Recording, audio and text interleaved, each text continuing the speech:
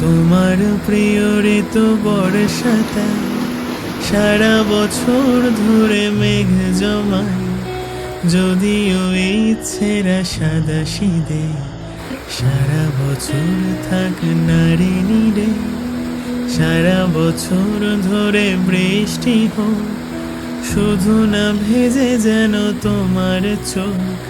শ্রাবণে ভরে থাক ফাগুনটায়, তোমার প্রিয় ঋতু বর্ষাকাল।